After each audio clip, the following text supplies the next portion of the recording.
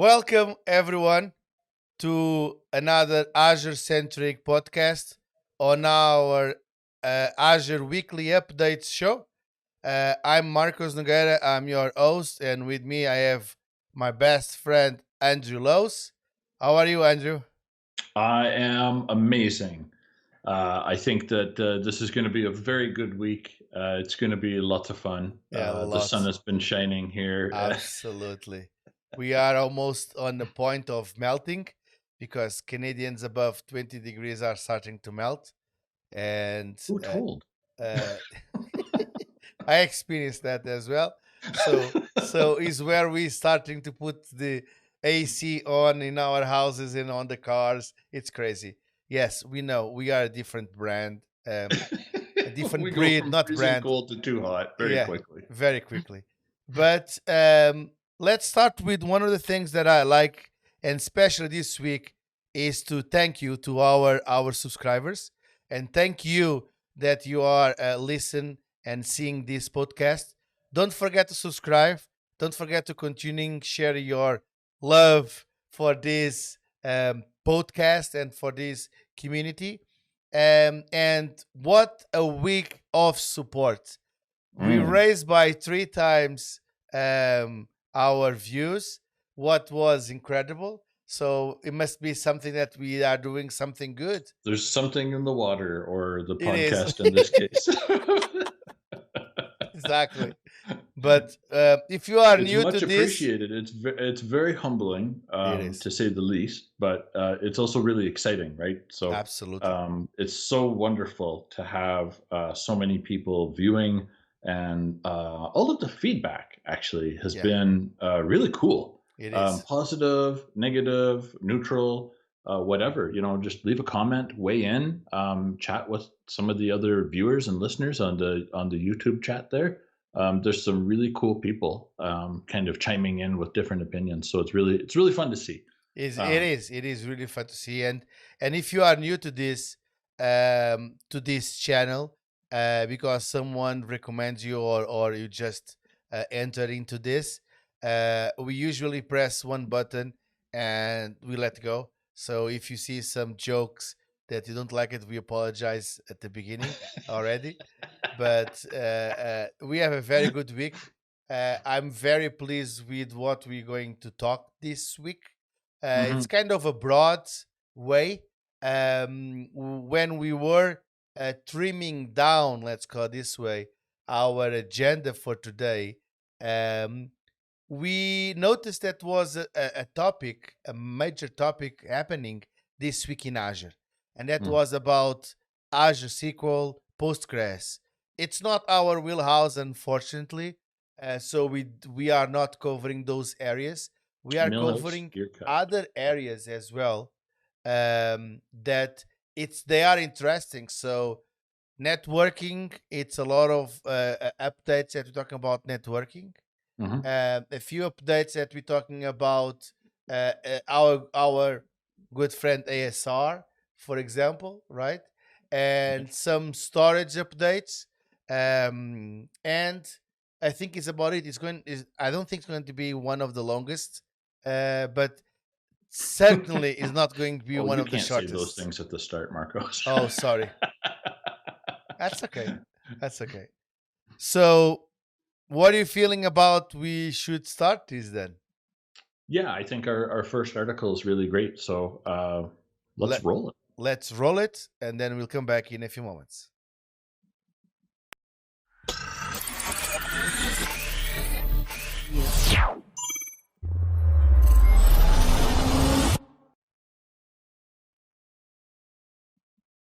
So, welcome back. Let's start with the first update for this week. And the first update for this week is the general availability of Enable Azure Site Recovery, the ASR, while creating Azure Virtual Machines. And I have to say that this was not in preview, okay, before, but it is a fantastic idea, I have to say, because a lot of Yes. those times, okay, a lot of those times, while we creating the first VM, I always, almost always, and I have to say me because I know that's other people as well, forget to create the ASR, right? And now, while we're doing that, we can create the ASR in this case and enable the ASR for the virtual machine. So it's pretty cool what they are doing, and it really increase and goes to a different level what they call the BCDR, or business continuity and disaster recovery, for all the Azure VMs. This is not only for Windows VMs, it's also for Linux VMs, right? Yeah, there's some CentOS and Oracle Linux, and of course Red Hat Linux as well, quite largely consumed. I don't know the current stats on it off the top of my head, but I remember something like a few months ago, they'd said that Unix-based VMs had now pulled ahead, and there was more Linux/Unix than there was Windows VMs in Azure, Yeah. which is So pretty amazing. I it mean, is. yeah, but being able to enable ASR at the time of creation is really great. We don't have to use now super customized ARM templates. It's kind of built in, kind of baked right into VM creation now. Yes. And I really liked what you were saying, because it's so easy to forget when we're creating the VM. A lot of times we just, okay, yes, we need to create this quickly. We got the change request approved. You know what? There's only 3 different VMs, and each is a different flavor. So I'm not going to script it. I'll just go into Azure Portal and create what I need, and then we're done, and we can make a fresh cup of coffee and go home. But often we get in that rush, and we're busy, or we get another call or an email that's also urgent, and we forget to add ASR. Yeah. And you're right. For business continuity and disaster recovery, it's really critical, especially in the modern times, because we need to make sure that we have very good business continuity plans, right? Yes. So even if we leave kind of that whole disaster part, like just those words out of it, to avoid that negative feeling, and we just talk about business continuity for a moment. A lot of businesses have done major changes in the last year and a bit with the pandemic, to make sure that all of their systems are remotely reachable and everything is interconnected. But there's still some challenges, right? Everything has been done in a hurry in many cases. A lot of the work that we're seeing right now is kind of that governance piece coming back. Yes. And okay, so we're up and running, everybody's enabled to work remotely. Now let's get all of the other pieces working. And ASR is a big part of that, I think, for a lot of companies. It is, and it's not only that. It's the way that you can facilitate, because, like you said, we have other mechanisms that we can add the VMs to ASR. So by Azure policies, for example, is one of them. By, like, say, you scripting, by using PowerShell DSC, desired set configuration, for example, as well, you can add by using what's called the Azure Auto Manage. You can create those policies to add those. So we have all of those services that we can add. But usually, what I found is the majority of those times, right? You want to create a VM and start to create a VM just for testing, and then VM usually it just becomes into the production world, right? That's And what happens when it's we put a testing system on the production network. it's always like that, right? It's like, oh, this is just for testing, and you're starting to put some code or something inside the VM, and suddenly that VM becomes production, right? And usually for all of that, and to be able even to recover. Another day I was talking because I was talking to a customer of mine, and I see this as a benefit of that. For example, is they want to test this on two scenarios, right? They want to test a version They were testing a version, in this case, of their application with .NET framework. And they were trying to see if what happens with upgrading the framework. So instead of creating, right, 2 virtual machines to do that test, what they resolve to do is, because they need to test on 2 different regions, they just basically create a machine, configure the machine once, replicate the machine to the other side, and doing a test failover, for example, to test the second part of it, which Smart. was pretty smart. If you think it, I was even not thinking on that direction when they told me that what they did. They say, wow, never thought about that. Again, it's another possibility that you have. And That's a what really good this approach to testing, actually. I'm it very, is. very impressed with that resourcefulness. That's a great way to use ASR. It's one of the, because ASR is grown so much since the beginning, right? It was the first. So ASR is the father of the Azure migrate, right? Definitely. So it was the way that we were migrating on premise to the cloud. Is Yep. the way that we can disaster recovery from on premise to the cloud, right? So, and then is the way that you can move workloads easily from one region to the other, right? So you have so many, and even like doing disaster recovery from other clouds like AWS. I did migrate some workloads for AWS to Azure with ASR. Yeah, and that is actually a recommended path as well, by the way, It just for is. our viewers and listeners. So To do multi-cloud solutioning, ASR is a big piece of that, right? yep, it almost like I'm always joking that almost solve all the world's problem. Almost. It's pretty close. It's pretty Yeah. close, but So we have a shared fondness for ASR. yes. And I've shared it before with our listeners and viewers, and I'll share it again. It was definitely the first Azure experience that I had. My first exposure in a non-emergency way was ASR. Yes. And it was a baptism by fire, really, right? It was such a different tool than it is today.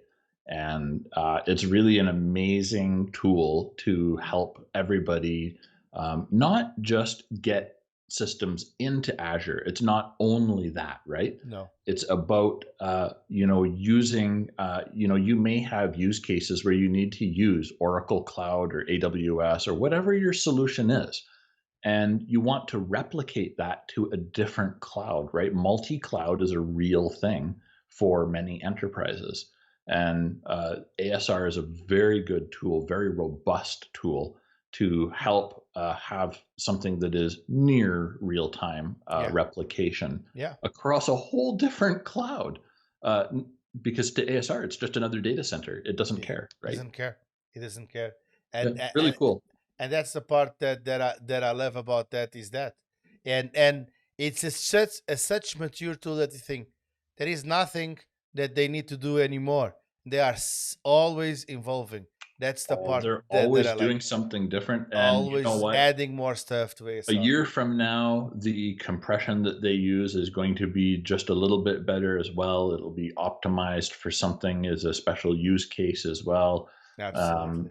Like so many wonderful things that they've added in and expanded that tool with. Yeah, I get really excited about ASR. Yes, as you seen already, we both are.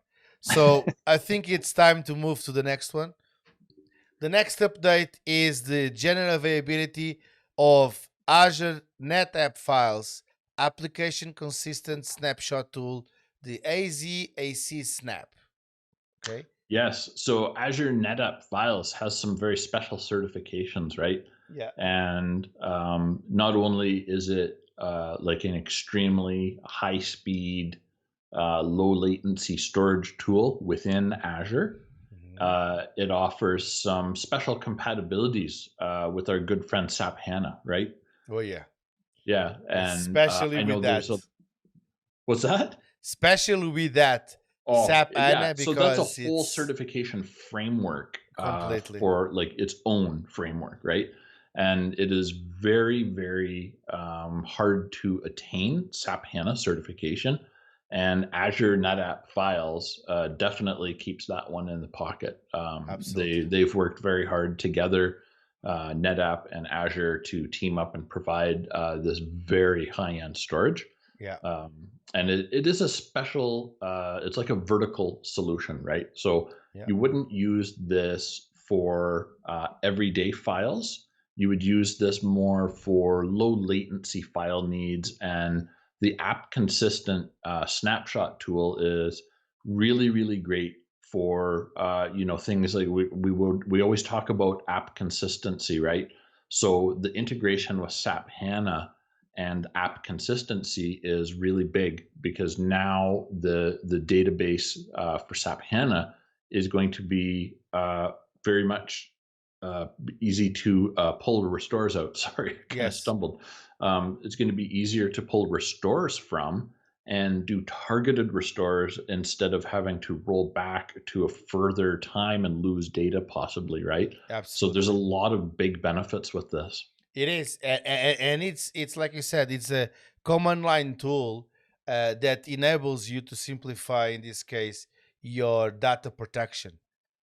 Although only it's for Linux environments only, in this It case, is. SUSE and Red Hat, but it is a way that you can have, like you mentioned, fast backup of Azure NetApp files for multi-terabytes volumes. Okay, database and scale out scenarios using the SAP HANA, like you mentioned. It's a nice, it's a very niche tool, we have to say, It is. um, but it's a nice tool to have. At least, again, we are going towards to that enterprise world, especially with SAP. It needs to be enterprise world because it's not every single organization that have SAP, even less SAP HANA, because there are a lot of organizations that use SAP, but with different database like Oracle and SQL. But with Exactly. SAP HANA, it's really the powerful one, right? So Yeah, and it's we talk a lot about the different technologies in Azure to use with SAP HANA, especially targeted VMs yeah, that are built with huge because amounts of memory and they need to processing. be certified by SAP. That's what SAP controls, right? They need to Exactly. guarantee that you are running this on their type of hardware to guarantee the performance, because SAP guarantees that, right? Mm. So moving to the next one is the general availability of announcing lower pricing for provisioning through output on Azure Ultra Disks. Yeah, yeah. We thought this one was a little bit funny because we did poke some fun at it last week. And Yes, saying that's really good because premium disk can be a little bit pricey, but ultra disk, it's a little bit ultra pricey. exactly. And be and careful. and at that time, I think that Microsoft is listening to our podcast. I have to say, I have to I almost confess, feel a bit bad for giving them a because hard time. we did almost bash them. That say that you need like the black card to running this, and we even ask our audience to just send us some money You're so we right. I can think we did. reduce this. And I think we went a little bit over the fence, I We have to did. say. Yep. So make sure, yes, So we want to apologize, because the good thing is now we can use our debit cards. absolutely, it's back in our budget range. So this was interesting, right? It So is. I highly doubt that our feedback had much to do with it, but I'm sure that some large enterprise customers probably had a bit of a voice in this, right? Yes. So high performance is really becoming more of a necessity than a nice to have in Yeah. many environments, right? And with Yes. so many enterprises utilizing Azure, they have to really try to stay competitive. And I'm not affiliated with Microsoft in this At case. all. At I'm all. not at all. Yeah, the only thing I have is certifications and trainer, and yeah, that doesn't give me any special privileges with high speed. I'll tell you that. No. Um, but that aside, I just think that it's a really awesome improvement because it really kind of shows like the intention of Azure as a business, really trying to make all of their technologies accessible and doing everything they can to keep costs down so that normal enterprises, small, medium business have a chance to utilize these things as well. But I have to say that what this is not a feature. This is just something good for the pricing. But what surprised me over here is they are reducing 65% Yeah. of the price. Yeah, So it's like a fire sale almost. It's like Black Friday in May. Oh, Last week was like Christmas. in July, so Exactly. maybe, I think last week or 2 weeks ago, when we're talking about this, was like Christmas in May, and now it's Black Friday in May. So May, it's like, no, 2 weeks ago cannot be. It must I be. think it was last. I feel like last it was last week, but Yeah, I think it it's was been last a busy week. folks. We're sorry. Yeah, I apologize for that, but yeah, now it's 65% reducing. So we have to try it, my friend. I have to push it out using my Azure credits. But it's nice to see that they are doing that for the good sense of everyone, right? And I think that is a good way to go. I have to say so. Congrats, Microsoft, because it's not easy to just reduce one of the fastest disks that we have by 65% starting in May. Yeah, that's a On huge all one. the provision ones, especially right? because it was just released, right? So already they've been able to drive the pricing down on it. No, So I just want to it was kind of not a release. It was enhance the performance because yeah. they was releasing a few like a few years ago already, but it was too high and the performance was not there. I remember So that we're talking about like going like 160,000 IOPS, something like that. it's stupid huge IOPS. It really is, yeah. And it's massive throughput as well, right? So I was Yeah. just looking up the pricing on this from the link as we're chatting about it, and I'm just going to pick the size of 1 terabyte because I feel like that's kind of a normal, like if you're going to use a snapshot or something like that, right? So the snapshot cost for 1 terabyte gives you 500 IOPS for the snapshot itself, like for the actual snapshot, is just over $100 Canadian monthly. That's very affordable at business scale, right? Yeah. The pricing reduction here has been quite significant. I would say to the like even for managed disk, if you pick managed disk, 500 IOPS is $57 Canadian a month for just for kind of regular data, right? It's like this is pretty cheap, and the higher you go, you get more IOPS and more throughput. So if you're using a disk size of like 64 gig, you're getting 19,200 IOPS on these. So I don't know what kind of storage is actually underlying in the physical infrastructure.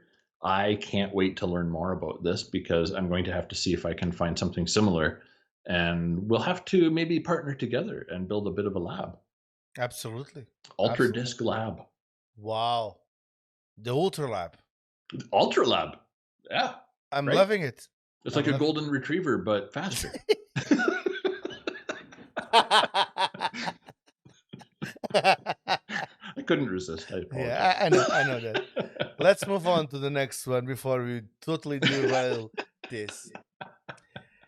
Zone redundant storage ZRS option for Azure managed disks in public preview. Yeah, this one's awesome as well, right? It is. And like we said, we talking about managed disks. That is the way that Microsoft recommends to go forward. First of all, because we don't care about where the disk is placed. We don't care about anything like that. We just care about size and IOPS. Okay, that's basically. Right. And then they will take care of all of that, and is already attached to the VM and all of that. But right now we can choose zone redundant storage, which allow us, okay, to save costs. because zone redundant storage is the cheapest one, correct? No, No, it's the local. middle tier. So LRS is locally redundant. Yes, That's in the same correct. rack that you're in physically. Then zone redundant is in The the same same data region. center. Yeah, it's in the same region, but in a different data center, right? So let's say that there's 3 data centers in your region. And if you're in data center 1 with ZRS, you would have your disk replicated to data center 2, for example, right? And data center 3, yes. Yeah, That's the it difference. doesn't matter because it's managed, so we Yes, don't really care where it is because exactly. the guarantee for that service is at the latency level, and it's going to perform because it's within the same region. And of course, the next one up is the GRS, the geo redundant storage, and that means you would be, for example, in Canada Central and US West 2 or something. Although like that one you have 6 copies, okay? Because there's a lot. local redundant storage and zone redundant storage, you have 3 copies.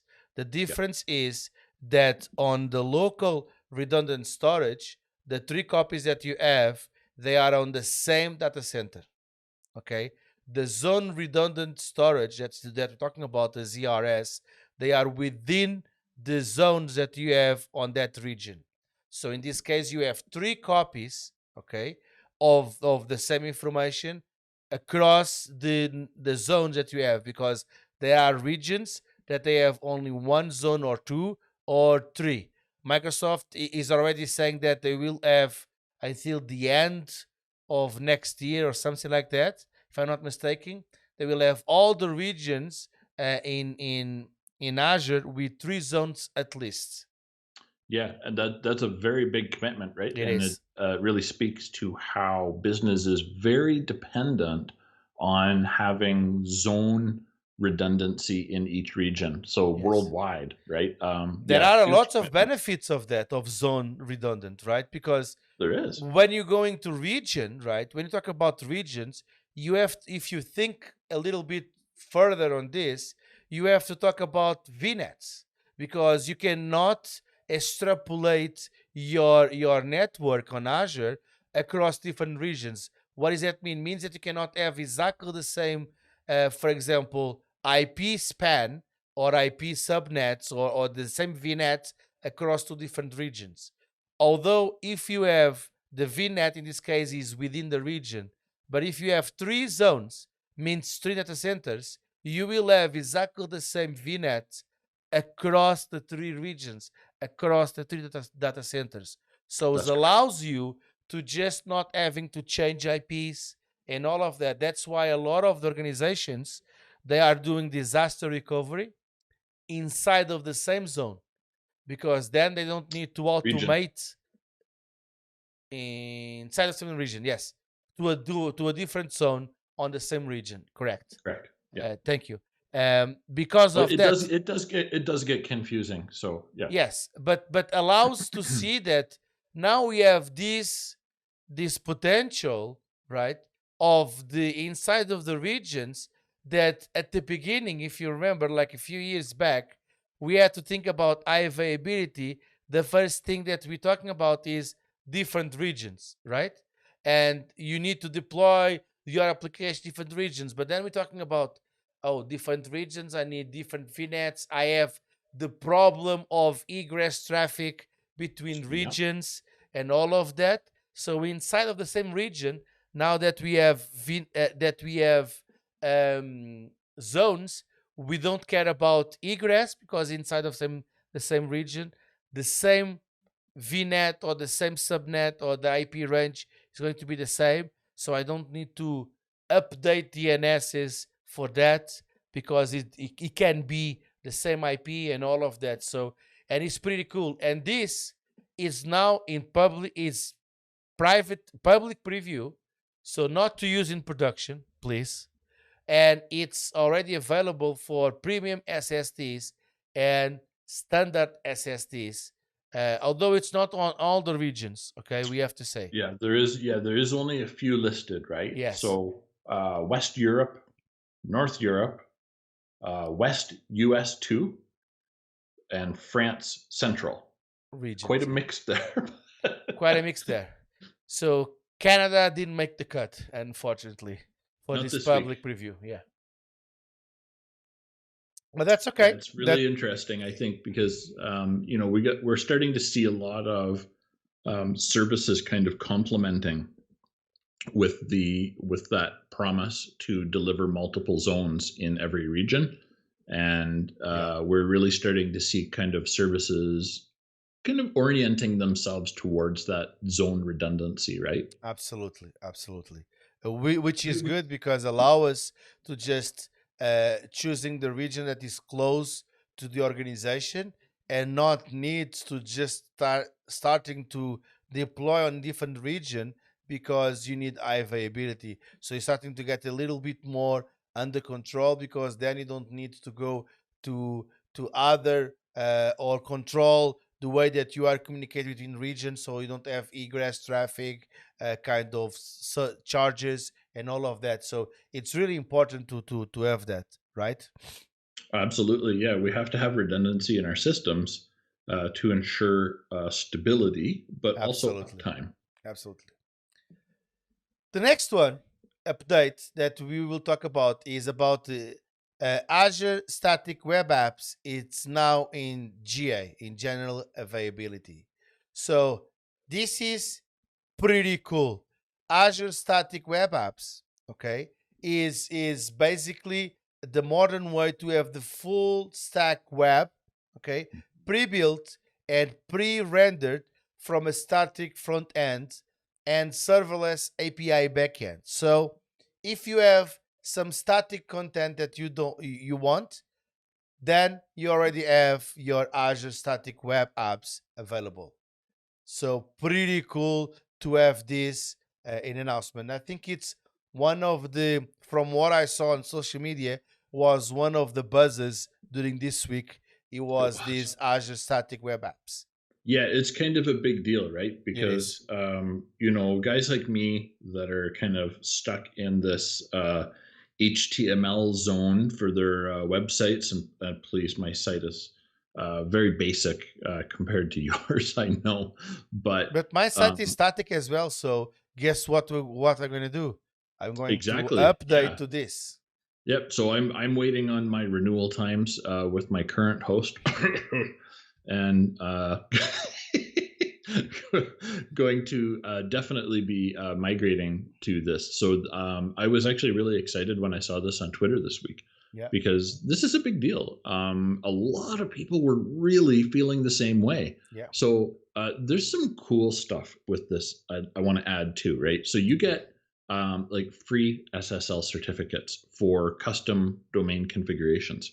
That's just freaking cool, right? Like it's all managed, like auto managed kind of a thing, right? And you get also a nice CLI for your development environment, right? And we can use Visual Studio Code to work on things. Like so many tools that are kind of across the Microsoft kind of suite. And I think of Visual Studio Code is really one of the core things. I'm in it every week, multiple times, doing different things. I think I add like 1 or 2 extensions a month to integrate with something. Yeah. And it's such a flexible tool, right? Absolutely. For me, what's the most important part? Not the most important, but one of the parts that I like it is the be able to tailor with CI/CD. Because, for example, the Azure Centric website, I use CI/CD, I use Visual Studio, I use all of that to develop Markdown, to develop that. The possibility of having, for example, that I don't have right now, a free SSL certificate is awesome. Okay, so that's definitely very enticing. Yeah. Pretty big, because I don't have any content, is static content there, but it's good to have always SSL, right?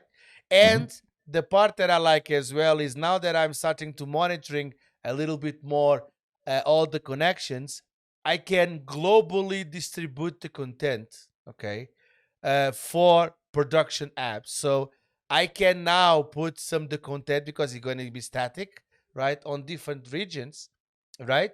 and I can deploy that through the same CI/CD that I already have right now. Just a matter of updating that and done.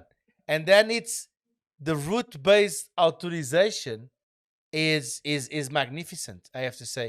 And you can even custom the routing that you want, because if you have multiple web apps, static as web apps, you can start to creating some kind of layer, like you have the front end, then you have the API on the back end that you can reroute all of those type of things automatically. So using this that is be scalable, you can almost create a different tier application for doing that.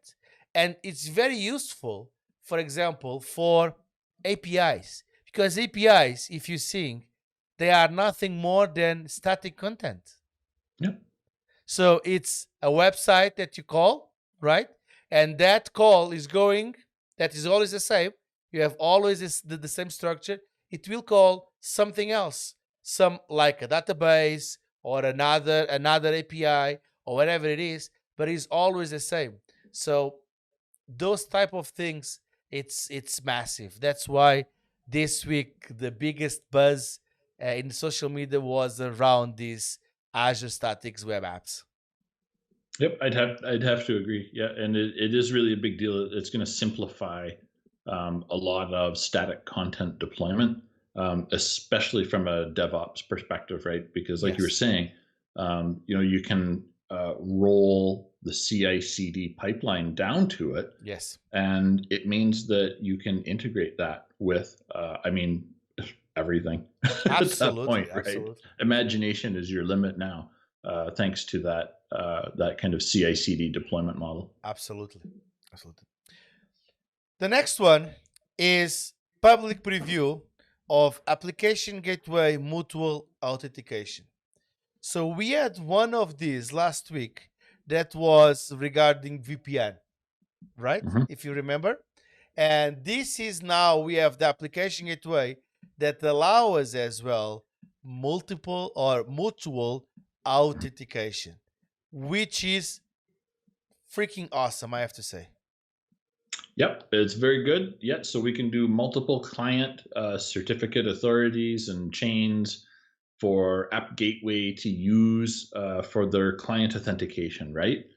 And one of the thing that I think we did this, like I think it was last year or something, for a client, was the App Gateway.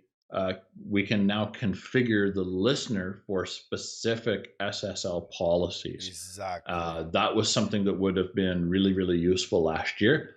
Now is in preview, so it's on the way. So it's interesting, right? So some of these things you think are very specific use cases, but it has to occur across multiple clients. Otherwise, Azure probably wouldn't take the time to develop a solution for it. Right? Absolutely. I have to kind of think that. But I find it really cool because, again, it's a very good example of Microsoft listening to the customer and being very responsive in developing these solutions. Yeah, absolutely, because it allows you to have um, eh, to have to choose in this case what's going to be the client authentication, the information that you're going to pass, right? And it will enable scenarios where, for example, the application gateway needs to authenticate the client, okay, and the client authenticating in this case the app gateway as well. So if you need this case on both directions, right? Because it Mhm. used to be on only one direction only, and that Definitely. was the issue. Because if you want to your app gateway to authenticate to the client as well, because you can have an app gateway that is going to connect to another service, right? Um, Now with this, you have the possibility as well of using app gateway to protect your application going out instead of outbound instead of inbound only, because Exactly. Yeah, that that was the two-way issue that communication we is have critical, before, right? right? Yes, absolutely, absolutely. So again, it's in preview. Don't use this in production. Explore this, please, on your test environment, at least, but it is something that you can starting working because you know that you will be in a few time frame, right, in the next A little years. bit. Yeah. I think years it's a good margin, right? Within the next years, let's go this way, it will come GA. So we can make a commitment on this, right? Because Yeah. we have no affiliation or control over it. So we can definitely say it will be in the future. Let me think. Yes, absolutely. So I'm going to push us into the next one. We have a bit of an honorable mention that we did talk about through Yes. our kind of trimming process. And the reason that we wanted to kind of just bring this one up to the light is because Azure Health Bot is one of the tools that Microsoft developed at the start of the pandemic. And Yes. India was not a region that was included previously. And as we know, India has been really battling and suffering and, battling, right? They've been having a hard time fighting COVID. And one of the things that Microsoft has done, and I thought it was just worth that honorable mention, Yes. was, they have deployed it kind of throughout that area of the world. Some other ones as well, West and East US, but like UK, North Europe, Southeast Asia, Australia East, and India Central is the one that was kind of standing out for me. Just a really good thing for this vertical product, right? That helps to do diagnosis. Different agencies can use HealthBot. And correct me if I'm wrong, I believe using the AI HealthBot is still free for health organizations. Is that I might be out of date on that, but I don't have that in it's not in the it's not going to be in the article no, it's not in on this the case article. because this was on the blog site, the Azure blog. Yeah. It's more of a informational / sales kind of an oriented blog versus the kind of technical content updates that we usually stick to. But Yeah. nonetheless, I might be wrong on that. Don't hold us to it by any means. But if you are a health-based organization and you need some help to handle things with AI, especially triaging patients, answering questions for COVID health and things like that, that's exactly what HealthBot is there to help you with. So look into it, talk to your Microsoft rep, and they'll absolutely help you out. Absolutely. But this is like you said, it's a very nice addition of all of those languages that they are adding in this case, and regions that they are adding as well. And it definitely help, for example, in US, because it was used in this case with Trinity Health, for example, that is one of the largest healthcare systems in US with over 30 million people across the 22 states. So pretty significant to just kind of give the information to the patients, help them, guide them, and help them, in this case, alleviate all of that from the healthcare system, right? With all of those questions that this bot allow them to do it, right? So pretty cool that we have this artificial intelligence working with us to just on this pandemic to just starting to going reducing this and reduce the time that we have our normal lives back, if we will have our normal Spot on, my friend. life Spot back, on. Right. right. Yeah, that is the dream, of course, right now. If we can get everybody vaccinated and kind of do whatever we can to just help everyone else Absolutely. out. Right. It'll all we can do is stay positive, and I actually feel very good. I think with all these vaccines getting out, there's still going to be struggles, and I think. Anyways, before we get down a very crazy kind of a rabbit hole with the COVID talk, let's move on to something more interesting and technical. How about VNet peering support for Azure Bastion? Whoa! So this one is actually, I think, the smallest in size. It's like 3 sentences long in the updates, but I feel like this one is one of the biggest updates as well. This one's huge because what it means is we get to now peer different VNets together for Azure Bastion specifically, right? Yes. And what That that I have to means. say that it was one of the biggest limitations of using Azure Bastion. It was. It was a challenge, right? I don't want to say the P word, problem, but I do want to No. say I said that there was a limitation because prior to this, you could only have one Azure Bastion host or one Azure Bastion you had to service, have one in each VNet. each VNet. Yeah. So the issue was, right, when you have multiple VNets or where you have, like, for example, a hub and spoke, where you should place the Azure Bastion, right? And be able to create multiple Azure Bastions, it was a nightmare. Just because Oh, you it need it to was. access Yeah. that The type of administration VNets. of just the Azure Bastion system became very complicated. Yes. And a lot of organizations, for different reasons, they might be taking advantage of Azure VWAN or something like that. Yeah. They have a hub and spoke model. It's one of the go-tos for network design, has been for like many years. So, to be able to now peer together for Azure Bastion specifically, I just think that this is way bigger than a 3-sentence one. They should have some confetti or something on here, right? Yeah, It's going to save customers a lot of money, but it's also going to reduce the amount of complexity and administration. yes. And it makes Azure Bastion way more usable, which I love because now companies are going to want to use it more. Yes. And it simplifies our life, we have to say, because we don't have to. 18 different logins. Exactly. 80 different logins. And it's not only that, because the when you following the Azure well-framed architecture or the well architecture framework, right?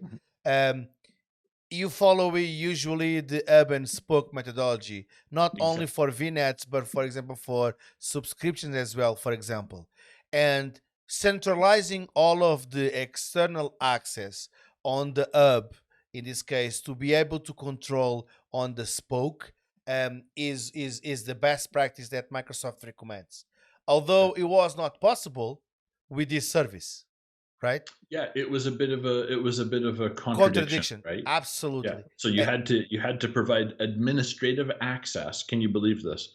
Not even just regular access, but you had to provide administrative access into Bastion for each spoke. Yeah.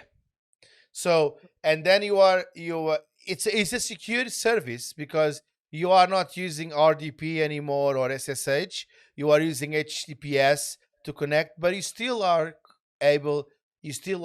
opening, in this case, the possibility of outside, and you don't have the control of that. Right now, with this update, what you are doing is basically you are centralizing everything on your hub, right? You can control on your hub. So now your policies, your firewall policies, and everything else that usually stays on the hub, they can be effective, right?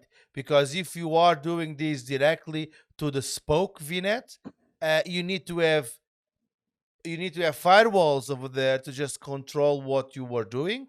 Otherwise, you will be totally open, right? In this case, you can place this on the hub VNet, for example, on a VNet even dedicated only for the Bastion, for example, and they have the firewall, the centralized firewall that you have to controlling the traffic between the spoke and the hub, controlling that traffic as well on your Bastion host, which makes a little bit more secure. Just thinking about kind of the parallel here. I won't go too far with this, but if you're using Azure Firewall, Mm-hmm. you can also go now to up one tier. I think I want to say it's the standard tier, whatever they call their special one, and you can actually use some third-party NVAs now as your firewall. So if your enterprise has approved only one specific firewall and you're not supposed to use Azure Firewall for all of those things, you can integrate that hub and spoke model with third-party NVAs in Azure now.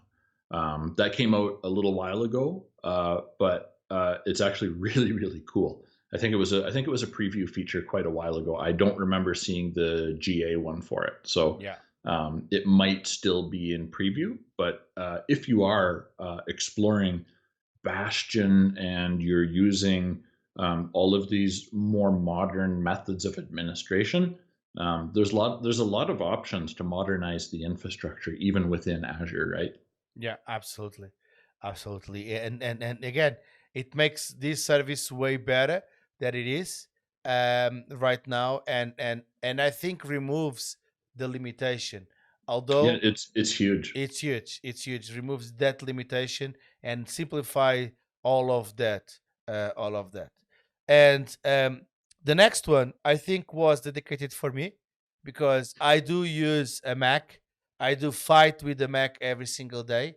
In this case, and the next update is the public preview of the Azure VPN Client for macOS. Hmm. It was long due, I have to say, but it allows, in this case, it's in public preview, so don't use this in production, or at least try not to use this in production. Exactly. But what I like about this preview is going from, I think was last week update regarding the client that Hmm. allows the multiple, in this case, authentication protocols. So allows you to have native Azure AD, certificate base, radios for the Open VPN protocol. So Yeah, that's a huge thing. it's a huge thing, right? It's a huge thing, and allow us in this case to have and allow us with that Azure VPN client, okay, for Mac OS to have conditional access. And conditional access and also forced MFA. Yes. So this is actually another kind of, it's tucked at the end here, and they did sneak it in late in the day today. By the way, so it Yes. was late breaking news this afternoon on for Azure Update, but this is a big one, right? Because being able to use conditional access now means that you can wrap a lot of rules and way better security on there. So, Absolutely. Azure VPN is a very powerful tool, and to extend it now to Mac OS, yeah, we were kind of excited to see this one in Yeah, here. absolutely. I was like ecstatic when I see this afternoon coming right before we starting our pre-show kind of um pre-show agenda, right? Hmm. When we start the pre-show, we saw this says, "Whoa, this is very fresh." Yeah, So we are it on was really top. brand new. It Yeah. feels like I'm CNN right now. It feels great. Late breaking Azure news, folks. Exactly. We should have like those blinking things like breaking news. Exactly. Okay. I think with that, we arrive at the end, as you guys already suspect, because we are too much fun already. We come to the end of our podcast this week. I think was pretty good. The content was amazing. A lot of amazing updates, I have to say. Really good updates this week, right? Yeah. And I have to say that I still love the new Azure logo. Now that I'm seeing that every single day more and more and more and more, I love the new logo. I'm just hoping that Microsoft sends some new swag because now Yeah, I hook have us up, I folks. have Exactly. old logo, old logo over here. Yeah. I use my trusty Vital MTB steel mug so that I can't hurt it. But Yeah, but it is what it is. No worries about that. I hope that Microsoft that is listened, because they did listen about this Azure Client yes. VPN, right? They did listen about the Azure Bastion host. And look, I don't even have a proper Azure collared shirt to do our podcast this week. That's okay. That's okay, my friend. It's a shame. You are still a beautiful person, outside and inside as well. I appreciate that. Thank Okay, you. This is, as you know, we say it all the time, but I really do mean it. This is one of the highlights of my week. absolutely. It's always a lot of fun, and being able to just chat about Azure with you and with you, everybody out in the big wide world. It's very humbling It is. that you would waste your hour and listen to us. So don't forget to subscribe if you like the content. If you are new to the channel, we will love your feedback. So please giving a thumbs up, thumbs down. There is no thumbs in the middle, but you can leave a feedback. Subscribe the channel, share the love, share among your peers. Help us spread the word. We want to hear from you. What do you like? What you didn't like? Um, and I hope that we can see you in the next week, right, Andrew? Absolutely, yeah. Chime in on the Azure Centric YouTube. It's amazing. This week I will have a little bit more time. Some things are shifting around, and I will comment on, well, reply to a few comments this week for sure. I promise. Nice. So please, let's do the comments, please, so we can have, in this case, Mr. Andrew Lowes comment as well. So thank you so much for all of your support. Thank you so much for all of your love. And I hope that I can see you next week. Have a wonderful Azure week, and bye for now.